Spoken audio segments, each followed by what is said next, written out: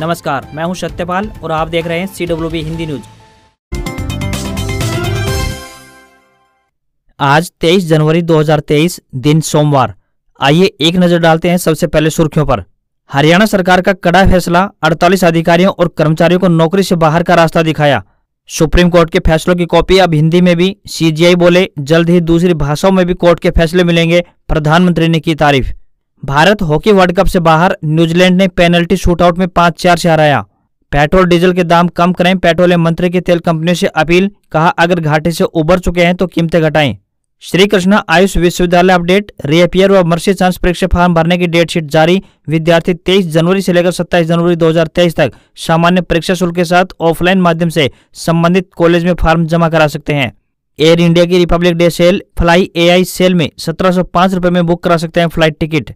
हिमाचल प्रदेश के 4 जिलों में एवलांच की चेतावनी, कुल्लू, लाहौल स्पीति, चंबा और किन्नौर में ग्लेशियर गिरने का खतरा, टूरिस्टों और लोकल लोगों को किया अलर्ट।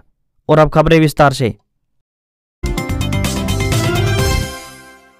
हरियाणा मौसम अपडेट। हरियाणा में इस दिन मौसम विभाग ने जताई बारिश की आशंका, जानिए फसलों पर क्या पड़ेगा प्रभाव। जनवरी का आखिरी सप्ताह शुरू हो चुका है, ऐसे में अब सर्दी का काउंटडाउन भी शुरू माना जा सकता है। अगर पश्चिमी विक्षोभ के दौरान बारिश होती है तो एक बार फिर से ठंड बढ़ेगी, लेकिन इसके बाद इसमें कमी आने लगेगी। बारिश के बाद ठंड का असर मुश्किल से 3 से 4 दिन तक ही रहता है। पिछले 2 से 3 दिनों से कड़ाके की ठंड से राहत जरूर मिली है। इस समय तापमान सामान्य के करीब पहुंच गया है, लेकिन मौसम एक बार फिर से बदलने वाला है। मौसम विभाग के अनुसार 24 जनवरी से प्रदेश में एक बार फिर से पश्चिमी विक्षोभ सक्रिय होगा। इस दौरान प्रदेश के कुछ स्थानों पर बारिश हो सकती है। बारिश मध्यम रही तो रबी फसलों में मुनाफा होगा। वहीं 24 जनवरी से पश्चिमी विक्षोभ सक्रिय होने के कारण ज्यादा बारिश नहीं होगी। यहाँ यह भी महत्वपूर्ण है कि शीत ऋतु में एक बार भी वर्षा अभी तक नहीं हुई है।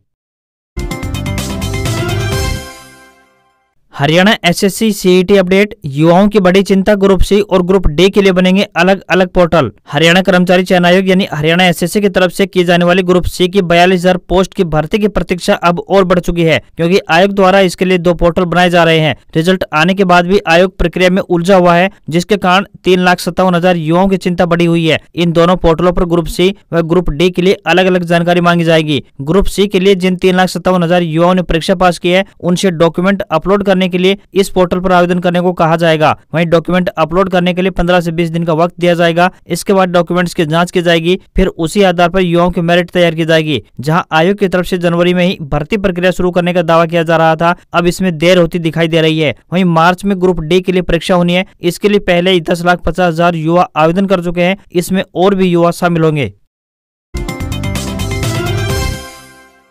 सिरसा में पाला पड़ने से हजारों हेक्टेयर सरसों की फसल को हुआ नुकसान। राजस्थान की सीमा से सटे चोपटा खंड में पिछले दिनों भयंकर ठंड से सरसों की फसल सूखे पाले की चपेट में आ गई है। चोपटा खंड में इस बार करीब 19,200 हेक्टेयर में सरसों की फसल की बिजाई की गई थी, जिसमें से अगेती करीब 13,000 हेक्टेयर सरसों की फसल पाले से खराब हो चुकी है। प्रकृति की मार के आगे किसान बेबस नजर आ रहे हैं। किसानों ने बताया कि खेतों में पाले की मार से नष्ट हुई सरसों फसल को देखकर रोना आ रहा है। इस समय सरसों की फसल पकने का समय आ गया है, लेकिन सूखे पाले से सरसों की फसल खराब हो चुकी है। किसानों का कहना है कि सरसों की फसल को पाले की मार के बाद घर का खर्च चलाना भी काफी मुश्किल हो गया है। अब इस बारे में कृषि विकास अधिकारी शैलेंद्र सिंह ने बताया कि नाथुश्री चोपटा खंड में करीब 13,000 हेक्टेयर में सरसों की फसल पाले की चपेट में आ गई है। पाले से कितना नुकसान हुआ है, इसका आकलन किया जा रहा है।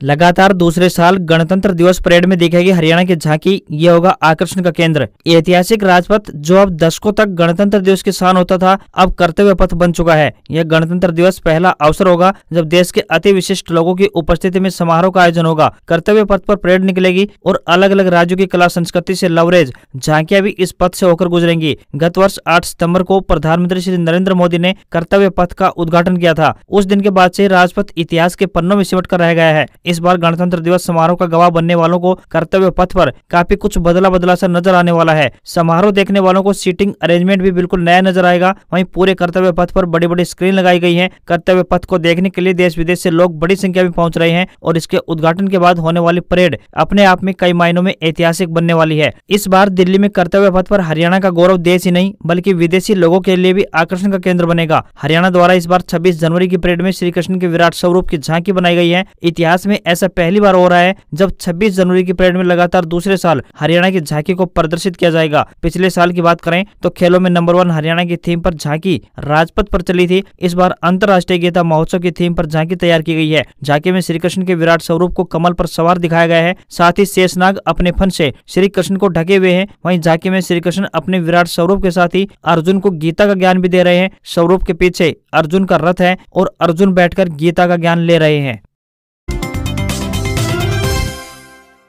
गुरमीत राम रहीम के पैरोल पर अंशुल छत्रपति भड़के, कानून और राजनीति को लेकर दिया ये बयान। पिछले एक साल में डेरा प्रमुख गुरमीत राम रहीम को चौथी बार पैरोल मिलने पर दिवंगत रामचंद्र छत्रपति के बेटे अंशुल छत्रपति ने इसे कानून के साथ खिलवाड़ और देश के कानून का मजाक बताया है। अंशुल ने कहा है कि डेरा प्रमुख पहले ही अपने प्रभाव का इस्तेमाल कर अपने ऊपर चल रहे मामलों में जांच को प्रभावित करने की कोशिश कर चुका है। हालांकि सीबीआई ने सही तरीके से जांच कर इन मामलों को अंजाम तक पहुंचाया है। अंशुल छत्रपति ने कहा कि कानून ने अपना काम करते हुए बलात्कार और 2 हत्याओं के मामले में राम रहीम को सुनारिया जेल की सलाखों के पीछे पहुंचा दिया है। अभी भी डेरा प्रमुख पर साधुओं को नपुंसक बनाने का मामला चल रहा है। बार बार पैरोल पर बाहर आकर राम रहीम इन मामलों की जांच को प्रभावित कर सकता है। अंशुल ने कहा कि जिस तरह से गुरमीत राम रहीम को पैरोल दी जा रही है उससे साफ जाहिर है कि सरकार उसके सामने झुकी हुई है। उन्होंने कहा कि राम रहीम को बार बार पैरोल देना कहीं न कहीं कानून के साथ खिलवाड़ है, यह कानून का मजाक है।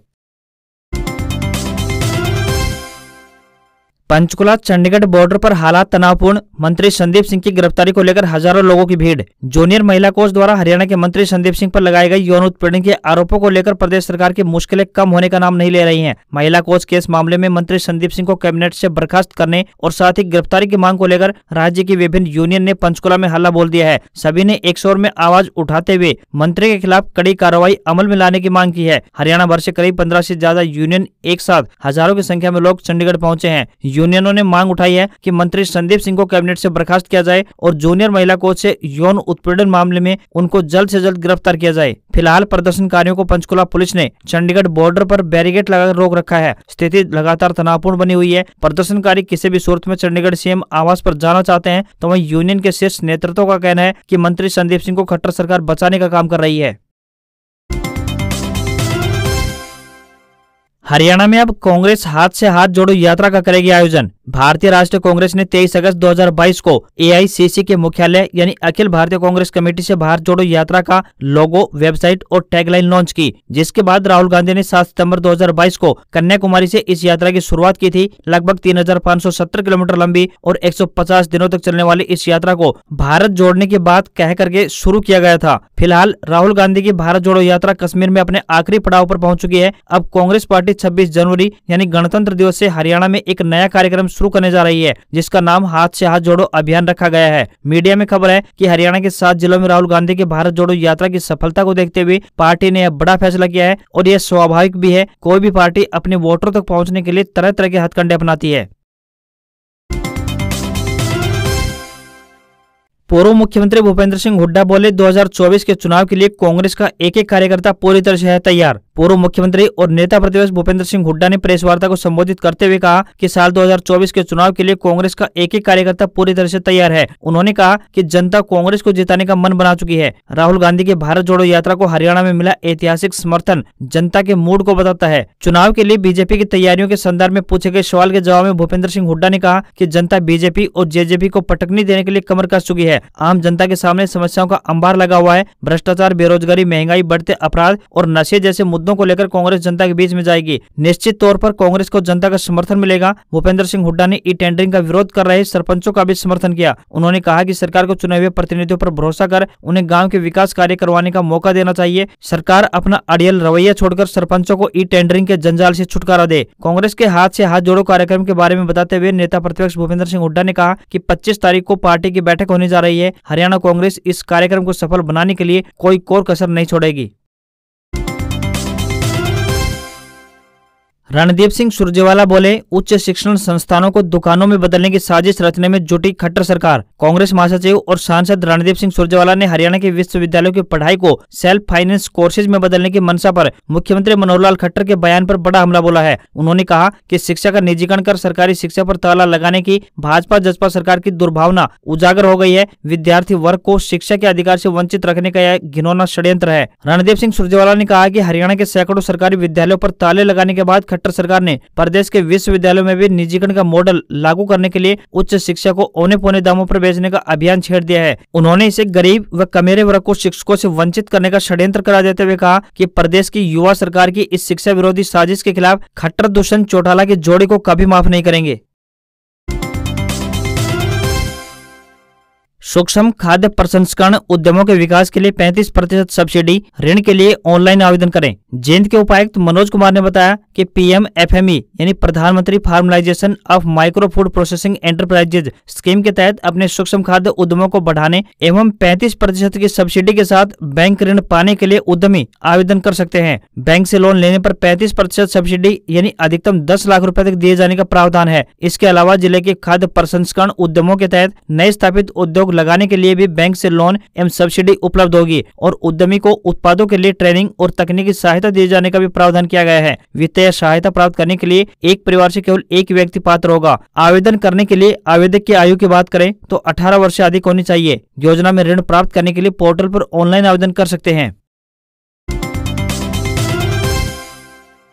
हरियाणा सरकार का कड़ा फैसला, 48 अधिकारियों और कर्मचारियों को नौकरी से बाहर का रास्ता दिखाया। हरियाणा सरकार द्वारा भ्रष्टाचार में संलिप्त कर्मचारियों और अधिकारियों के खिलाफ कड़े फैसले लिए गए हैं। इसी कड़ी में सरकार ने 48 नॉन परफॉर्मर और भ्रष्ट कर्मचारियों पर सख्त एक्शन लिया है। हरियाणा सरकार ने पिछले 8 वर्षों में 50 से 55 साल की उम्र के 48 अधिकारियों या यूं कहें कि कर्मचारियों को नौकरी से हटा दिया है। कुछ कर्मचारियों ने जहाँ प्री मैच्योर रिटायरमेंट ले ली है तो वहीं कुछ को सरकार ने घर बैठा दिया। इनमें assistant professor, sub inspector, horticulture development officer, industrial extension officer, नायब तहसीलदार, ऑडिट ऑफिसर, क्लर्क, असिस्टेंट हवलदार, PN आदि पदों के अधिकारी या कर्मचारी शामिल रहे हैं। ये कर्मचारी हरियाणा सरकार के विभिन्न विभागों, बोर्ड और निगमों के कार्यालयों में कार्यरत थे। इन अधिकारियों या यूं कहें कि कर्मचारियों पर भ्रष्टाचार में शामिल होने, ड्यूटी से अनुपस्थित रहने, नॉन परफॉर्मेंस, लापरवाही बरतने और जाली सर्टिफिकेट बनाने आदि कारणों के चलते कार्रवाई की गई है। मुख्यमंत्री मनोहर लाल ने कहा कि सरकार अधिकारियों और कर्मचारियों के परफॉर्मेंस का समय समय पर मूल्यांकन करती रहती है। सर्विस रिकॉर्ड रिव्यू करने के बाद ईमानदारी से काम करने वाले कर्मचारियों को सम्मानित किया जाता है तो वहीं नॉन परफॉर्मर कर्मचारियों पर बड़ी कार्रवाई की जाती है।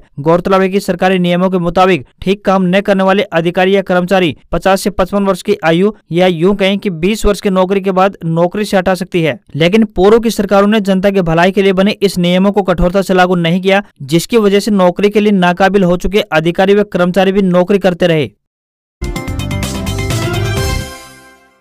देश दुनिया में कोरोना का खतरा, चीन में एक हफ्ते में 13,000 लोगों की मौत तो अब तक 110 करोड़ लोग संक्रमित। चीन में कोरोना के मामले बढ़ने के साथ ही भारत, जापान और अमेरिका जैसे देशों में भी नई लहर का खतरा मंडराने लगा है। Chinese centre for disease control and prevention ने कहा है कि 13 से 19 जनवरी के बीच चीन में कोरोना के कारण 12,658 लोगों की मौत हुई है। ये आंकड़ा केवल उन मौतों का है, घरों में हुई मरीजों की मौतें इसमें शामिल नहीं है। देश के 80% यानी करीब 110 करोड़ लोग संक्रमित हो चुके हैं। इसलिए अगले 2 से 3 महीनों में नई वेव आने की आशंका का कम है। वहीं भारत की बात करें तो भारत में रविवार यानी 22 जनवरी को 140 नए मामले सामने आई। हेल्थ मिनिस्ट्री के आंकड़ों को देखें तो देश में अभी तक 1960 एक्टिव केस हैं। कोरोना के शुरुआती दौर से लेकर अब तक देश में 5 लाख से ज्यादा लोगों की मौत हो चुकी है। स्वदेशी वैक्सीन निर्माता भारत बायोटेक 26 जनवरी को भारत में अपनी तरह की पहली इंट्रोनेजल कोविड-19 वैक्सीन लॉन्च करेगी। चीन में संक्रमण के हालात 2020 की याद दिला रहे हैं। तब से अब तक शी जिनपिंग सरकार ने इससे निपटने के लिए सख्त नियम लागू किए, जीरो कोविड पॉलिसी लाई गई, बेहद सख्त लॉकडाउन लगते रहे।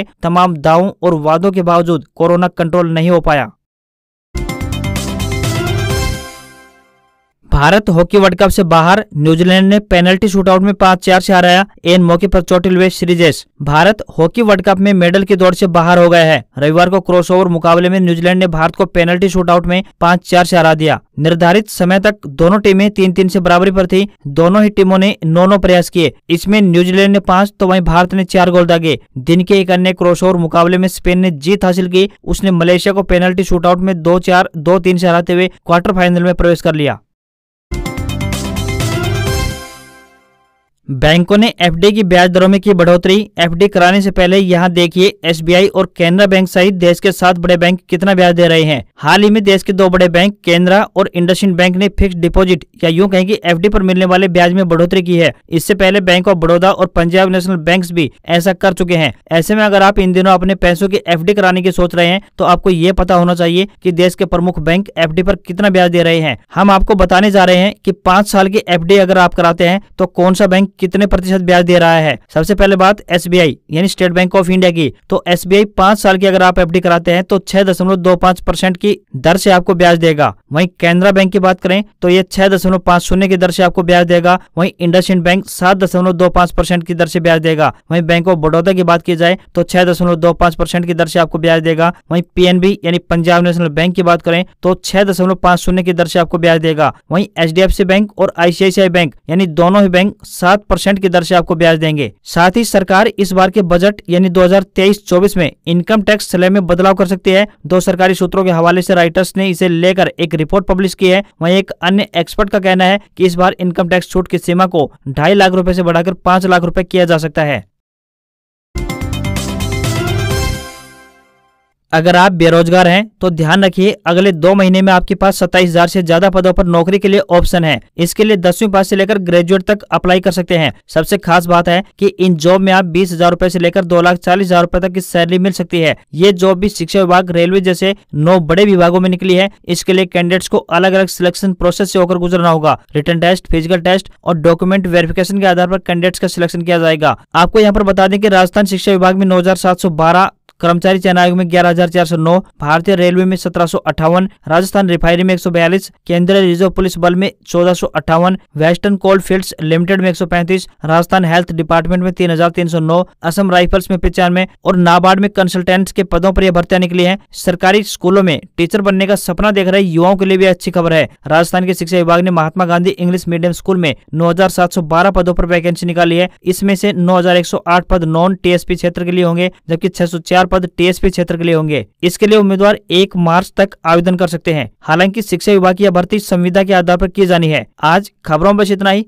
देखते रहिए CWB हिंदी न्यूज। नमस्कार।